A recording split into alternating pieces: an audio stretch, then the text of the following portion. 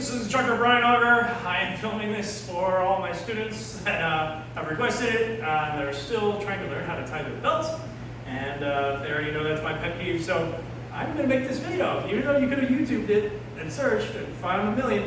This is how I tied my belt, and this is how I can teach it. And I hope that all of you will now be able to tie your own belts. Okay, so you take the belt and you give a little bit about this much slack, maybe on one side. And there are many ways to tie your belt. This is just the way I learned it. There's no correct way, as long as it's tied right. You can do it different methods. But we go all the way around the back, and when we come around again, we come around on top. And that piece from before hangs down on the side underneath.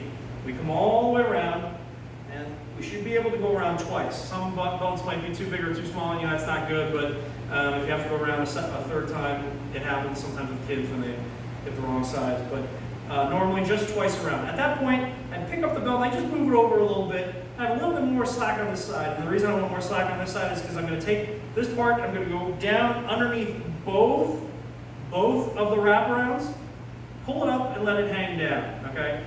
Then all I'm going to do is just pick up this and bring it over here, because I'm going to do something with that next. I'm going to put this one on top of it, okay? I'm going to pull the rabbit through the loop, as they say, and pull tight.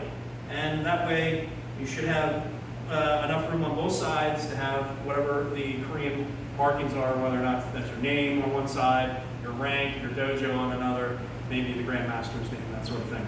Okay? And when you fix your belt or you fix your uniform, never face the instructor. Obviously, I always say turn, don't face instructor, fix your uniform, keep it presentable.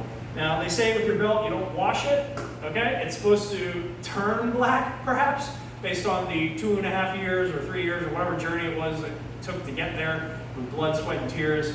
And you don't wash your belt. It's actually a symbol of pride. But you do definitely wash your uniform after every time you come to the dojo. So please wash your uniform so you don't have a stinky uniform. But the belt, you can choose to wash or not, but they say you're not supposed to. Okay, so that's a very basic video here, and hopefully now you'll be able to tie all your own belts, at least by the second or third belt level, depending on the age. You should be able to do this and come into the studio, ideally even with it tied ahead of time, so we can start class on time. Okay, thanks so much.